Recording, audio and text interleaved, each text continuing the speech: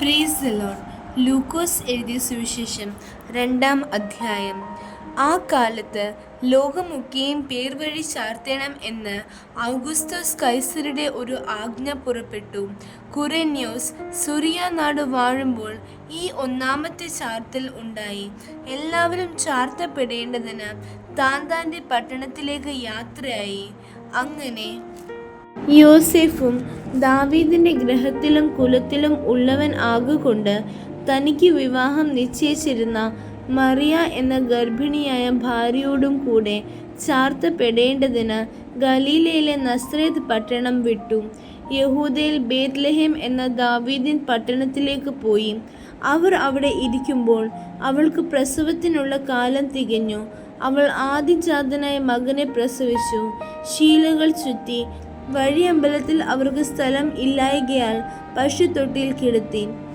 അന്ന് ആ പ്രദേശത്ത് ഇടയന്മാർ രാത്രിയിൽ ആട്ടിൻകൂട്ടത്തെ കാവൽ കാത്ത് വെളിയിൽ പാർത്തിരുന്നു. അപ്പോൾ കർത്താവിൻ്റെ ഒരു ദൂതൻ അവരുടെ അരികെ നിന്നു. കർത്താവിൻ്റെ തേജസ് അവരെ ചുറ്റുമിന്നി. അവർ ഭയപരവശരായി തീർന്നു. ദൂതൻ അവരോട്, ഭയപ്പെടേണ്ട, സർവ്വജനത്തിനും ഉണ്ടാവാനുള്ളൊരു മഹാസന്തോഷം ഞാൻ നിങ്ങളോട് സുവിശേഷിക്കുന്നു. കർത്താവായ ക്രിസ്തു എന്ന രക്ഷിതാവ് ഇന്ന് ദാവീദിൻ്റെ പട്ടണത്തിൽ നിങ്ങൾക്കായി ജനിച്ചിരിക്കുന്നു. നിങ്ങൾക്ക് അടയാളമോ, ശീലകൾ ചുറ്റി പശുത്തൊട്ടിയിൽ കിടക്കുന്ന ഒരു ശിശുവിനെ നിങ്ങൾ കാണും എന്ന് പറഞ്ഞു. പെട്ടെന്ന് സ്വർഗീയ സൈന്യത്തിൻ്റെ ഒരു സംഘം ദൂതനോട് ചേർന്ന് ദൈവത്തെ പുകഴ്ത്തി.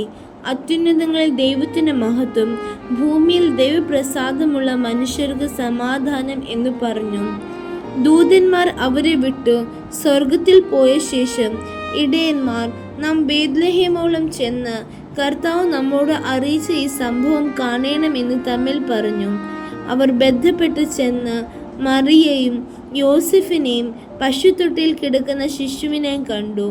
കണ്ട ശേഷം ഈ പൈതലിനെ കുറിച്ച് തങ്ങളോട് പറഞ്ഞ വാക്ക് അറിയിച്ചു. കേട്ടവർ എല്ലാവരും ഇടയന്മാർ പറഞ്ഞതിനെ കുറിച്ച് ആശ്ചര്യപ്പെട്ടു. മറിയ ഈ വാർത്തയൊക്കെയും ഹൃദയത്തിൽ സംഗ്രഹിച്ച് ധ്യാനിച്ചു കൊണ്ടിരുന്നു. തങ്ങളോട് അറിയിച്ചതുപോലെ ഇടയന്മാർ കേട്ടതും കണ്ടതുമായ എല്ലാത്തിനെയും കുറിച്ച് ദൈവത്തെ മഹത്വപ്പെടുത്തിയും പുകഴ്ത്തിയും കൊണ്ട് മടങ്ങിപ്പോയി. പരിച്ഛേദന കഴിപ്പാനുള്ള 8 ദിവസം തികഞ്ഞപ്പോൾ അവൻ ഗർഭത്തിൽ ഉൽപ്പാദിക്കും മുമ്പേ ദൂതൻ പറഞ്ഞതുപോലെ അവന് യേശു എന്ന് പേർ വിളിച്ചു. മോശയുടെ ന്യായപ്രമാണ പ്രകാരം അവളുടെ ശുദ്ധീകരണ കാലം തികഞ്ഞപ്പോൾ കടിഞ്ഞൂലായ ആണൊക്കെയും കർത്താവിന് വിശുദ്ധം ആയിരിക്കണമെന്ന് കർത്താവിൻ്റെ ന്യായപ്രമാണത്തിൽ എഴുതിയിരിക്കുന്നത് പോലെ അവന് കർത്താവിന് അർപ്പിപ്പാനും ഒരു ഇണ കുറുപ്രാവിനെയോ 2 പ്രാവിൻ കുഞ്ഞിനെയോ കർത്താവിൻ്റെ ന്യായപ്രമാണത്തിൽ കൽപ്പിച്ചതുപോലെ യാഗം കഴിപ്പാനും അവർ അവനെ യെരൂശലേമിലേക്ക് കൊണ്ടുപോയി. യെരൂശലേമിൽ ശിമ്യോൻ എന്നു പേരുള്ളൊരു മനുഷ്യൻ ഉണ്ടായിരുന്നു. ഈ മനുഷ്യൻ നീതിമാനും ഇസ്രായേലിൻ്റെ ആശ്വാസത്തിനായി കാത്തിരിക്കുന്നവനും ആയിരുന്നു. പരിശുദ്ധാത്മാവും അവൻ്റെ മേൽ ഉണ്ടായിരുന്നു.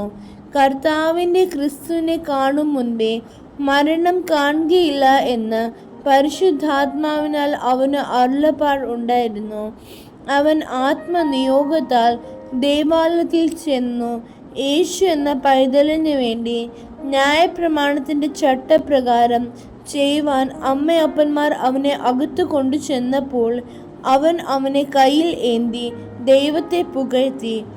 ഇപ്പോൾ നാഥ, തിരുവചനം പോലെ നീ അടിയനെ സമാധാനത്തോടെ വിട്ടയക്കുന്നു. ജാതികൾക്ക് വെളിപ്പെടുവാനുള്ള പ്രകാശവും നിന്റെ ജനമായ ഇസ്രായേലിൻ്റെ മഹത്വവുമായി നീ സകല ജാതികളുടെ മുൻപിൽ ഒരുക്കിയിരിക്കുന്ന നിന്റെ രക്ഷയെ എൻ്റെ കണ്ണ് കണ്ടുവല്ലോ എന്ന് പറഞ്ഞു. ഇങ്ങനെ അവനെക്കുറിച്ച് പറഞ്ഞതിൽ അവൻ്റെ അപ്പനും അമ്മയും ആശ്ചര്യപ്പെട്ടു. പിന്നെ ശിമ്യോൻ അവരെ അനുഗ്രഹിച്ചു. അവൻ്റെ അമ്മയായ മറിയോട്, അനേക ഹൃദയങ്ങളിലെ വിചാരം വെളിപ്പെടേണ്ടതിന് ഇവനെ ഇസ്രായേലിൽ പലരുടെയും വീഴ്ചയ്ക്കും എഴുന്നേൽപ്പിനും മറുത്തു പറയുന്ന അടയാളത്തിനുമായി വച്ചിരിക്കുന്നു. നിന്റെ സ്വന്തം പ്രാണനിൽ കൂടിയും ഒരു വാൾ കടക്കുമെന്ന് പറഞ്ഞു. ആശേർ ഗോത്രത്തിൽ ഫനുവേലിൻ്റെ മകളായ ഹന്ന എന്നൊരു പ്രവാചകി ഉണ്ടായിരുന്നു. അവൾ കന്യകാലത്തിൽ പിന്നെ ഭർത്താവിനോട് കൂടെ 7 സംവത്സരം കഴിച്ച് 84 സംവത്സരം വിധവയും വളരെ വയസ്സ് ചെന്നവളുമായി ദേവാലയം വിട്ടുപിരിയാതെ ഉപവാസത്തോടും പ്രാർത്ഥനയോടും കൂടെ രാവും പകലും ആരാധന ചെയ്തു പോന്നു. ആ നാഴികയിൽ അവളും അടുത്തുനിന്ന് ദൈവത്തെ സ്തുതിച്ചു. യെരൂശലേമിൻ്റെ വീണ്ടെടുപ്പിനെ കാത്തിരുന്ന എല്ലാവരോടും അവനെക്കുറിച്ച് പ്രസ്താവിച്ചു. കർത്താവിൻ്റെ ന്യായപ്രമാണത്തിൽ കൽപ്പിച്ചിരിക്കുന്നതൊക്കെയും നിവർത്തിച്ച ശേഷം അവർ ഗലീലയിൽ തങ്ങളുടെ പട്ടണമായ നസ്രേത്തിലേക്ക് മടങ്ങിപ്പോയി. പൈതൽ വളർന്നു, ജ്ഞാനം നിറഞ്ഞു, ആത്മാവിൽ ബലപ്പെട്ടു പോന്നു. ദൈവകൃപയും അവൻ്റെ മേൽ ഉണ്ടായിരുന്നു. അവൻ്റെ അമ്മയപ്പന്മാർ ആണ്ടുതോറും പെസഹ പെരുന്നാളിന് യെരൂശലേമിലേക്ക് പോകും. അവന് 12 വയസ്സായപ്പോൾ അവർ പതിവ് പോലെ പെരുന്നാളിന് പോയി. പെരുന്നാൾ കഴിഞ്ഞ് മടങ്ങി വരുമ്പോൾ ബാലനായ യേശു യെരൂശലേമിൽ താമസിച്ചു. അമ്മയപ്പന്മാരോ അറിഞ്ഞില്ല.